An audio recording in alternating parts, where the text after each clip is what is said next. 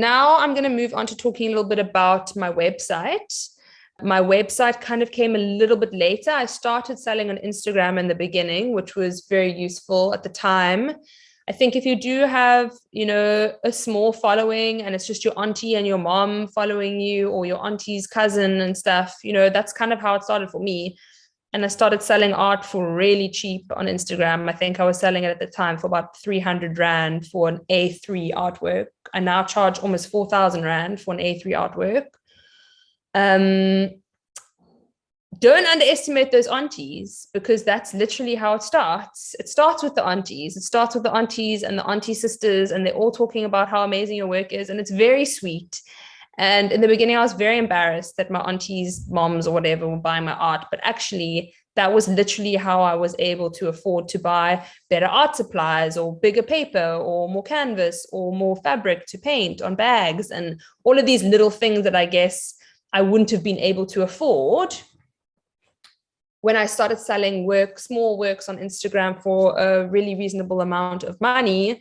At that point, people were following me because I was creating these big canvases in oils post art school, and they loved my work, but they were a different group of people that couldn't afford it. And I decided to create smaller, quicker drying artworks and to just put it out there and see how it would do. And it did really, really well. So that basically helped me play around and create all these different cool products. Obviously, now today I've landed at the space where I am staying true to what I want to create, which is my artwork. And I created the website after developing a range of different fine art prints and little products. I decided to build the website. So the website that I have is a Shopify site. There are different ones you can do. You could go for an e-commerce, WooCommerce site, which has to be built by someone. Or you could go along with a Shopify site, which you do pay monthly for, as well as they take a commission, but it's extremely user-friendly and you can build it yourself, which is what I have done. In the past few years, I've kind of chopped and changed. And it's a very easy thing to build. And there are lots of online tutorials that will basically show you how to do it. There are also people that are on hand all the time via mail if you need any help on Shopify. A website indicates that you're taking yourself seriously in terms of the stuff that you are offering and selling. It's a space where everything can live, all of your content. So your Instagram can be at the bottom of your site, your mailing list sign up can be at the bottom, your whole shop can exist there, your blog posts can exist there. Also, a really great thing to do is to do blog posts, which is available on the Shopify site. It's also something you can add onto your WooCommerce. But those kinds of things just make you more visible on the internet. And monthly newsletters and monthly blog posts and keeping things fresh and active keeps your site active and keeps people kind of landing on it. Social media really has a limited space for things to live and for people to engage and see what your brand is all about. It's very limited, even though, it's awesome. I love Instagram. I do feel like a website is just, if you're going to move your art making or your making into a space where you want to be taken seriously and sell your art, I would really recommend aiming towards an online store.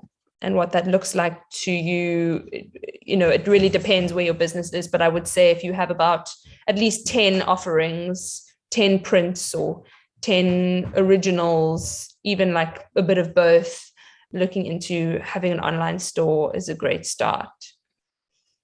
Yeah, so I've spoken about signing up for mailing lists. I've spoken about a bit about Instagram, spoken a little bit about Shopify. Also, something that I don't do as often, but I think is extremely useful is Pinterest. If you post your artwork on Pinterest, it might not necessarily get traction straight away, but it is one of those things that can get traction in a longer space of time and it can go viral. So don't underestimate Pinterest. It's actually an extremely powerful place. It just takes a little bit longer. And then if you are posting on there, I think there is also a way that you can link your Shopify with your Pinterest now. there's definitely a way that you can link your Instagram to your Pinterest. So whenever you have an Instagram post, it goes straight automatically to your Pinterest. And I have noticed that when I started doing that, the engagement wasn't very high. But as time has gone on, people have started picking up these images. And I mean, if you're putting a lot of work into creating content and imagery for your business, which is what I do on a monthly basis, it's very disheartening when not many people actually see it. And it gives the effect that it's supposed to give, which is, wow, this is such a beautiful image. This is so beautiful what's being created. Let me look more and see what this person's all about. And this, I feel like Instagram is almost too fast paced for people to really engage with the image enough. At least with Pinterest, there's a lot more thought and action going into someone seeing and appreciating the image because they pin it. So that action of actually pinning it onto their board is an exchange in itself and is extremely valuable. I don't use Twitter as much as I should. I really, you don't need to use all of the social platforms. I do have it. And I feel like maybe also just recognizing your strong points in what you are capable of is also okay and allowed. I think that there's just a lot of pressure in terms of what you should be creating or what you should be posting on all these different platforms, and it can actually get extremely stressful. But unfortunately, selling art online has a lot to do with social media, and it is something that you do need to understand as much as you can. I already feel like each week Instagram changes, and it's an extremely daunting place. I do follow the creators page, so it's Instagram for creators, and then there's also just the main Instagram page, and then the CEO of Instagram, I forgot his name now. I'll have to remember his name, but he also posts a whole lot of reels explaining what they're changing on Instagram every week, which is hard to keep up with, but I try my best. And if you can't, it's fine. But I think remaining authentic is the most important. Remaining authentic, creating good work, and building your community. Even if your community is 10 people, it's valuable. And I don't think you should ever underestimate that.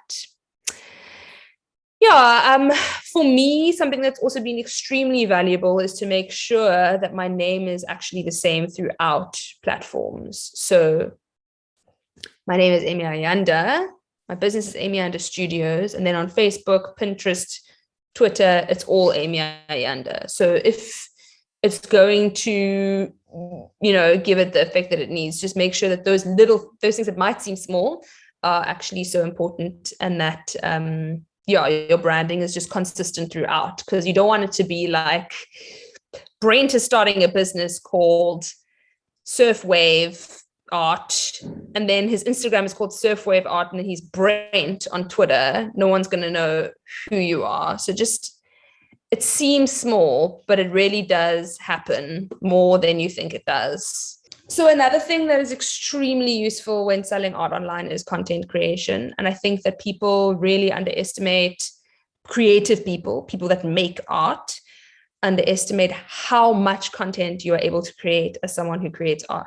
You can literally pick up a bunch of brushes and put it against the wall and take a picture, and you literally have the coolest picture. Or you can put your sketches on the ground with your apron hanging and take a picture, and it's the coolest picture because it's just, look at your awesome job. I think that people are just like, no, I don't know what to do. Or I have helped a few people before, and I walk into their studio space and they're like, oh, I don't know how to create content. And I'm just like, what do you mean? This whole room is literally content. You could take a picture of just your apron hanging over the chair. It's just so beautiful. And I think that sometimes it's worth trying to re-look at something with a fresh mindset. I know it's easy to get sucked in because you see something every day, but to someone else, your job is romantic and authentic and super beautiful. Even if it is a messy medium that you're working in, like cement or something, it's probably quite cool compared to an accountant, let's be honest. So for me personally, I've always loved content creation. I've always loved creating beautiful imagery, and I've always loved creating super colorful artwork. So for me, this is something where my strength lies, but for other people, it might not be your strength. And I think that it's also important when you are starting a business to take a step back and be like, I'm not good at this. I need someone who's good at it. So perhaps it's not your strong suit. Perhaps you have to start and try and do it yourself for a few months, but maybe it would be worth investing, collaborating with a photographer and saving and investing in yourself and your business to elevate and to create a little bit more content. So for me, I photograph, portraiture, me working in studio, me packaging the artwork, me painting, anything to invite people in to basically show them what I do every day. Again, it's something that I really love doing. So I love collaborating with photographers. It's one of like my favorite parts of my job at the moment, actually. I get fresh flowers for the studio, clean my studio. So yeah, there's a lot of value in investing in a photographer, someone that you know is, you know, talented and can help you elevate your business. So you will need content. You will need content for your landing page on your website. You will need content for your Instagram. You'll need content for your Pinterest. So all of these things are really great to have, and it's an investment. Don't see it as something that's, oh, I'm not good, so I have to get someone else to do it. See it as, I want my work to shine. And if I can't do it myself, then I need to invest and look for someone that can help me do that. So yeah, a very important tool. This is the last little bit of my talk. So listing your annual goals is something that I do every single year. It's actually gotten me to the point that I am now. And it seems so teeny tiny and bizarre. But honestly, when I started my business, I hadn't registered my business. I didn't have a card machine. I didn't have a SnapScan code. I didn't have these little things that I guess you realize as you go, oh, I need this, I need this, I need this, I need this. I need a printer. I need a reel of paper. I need ink. I need a desk. I need all these things. And it seems insurmountable.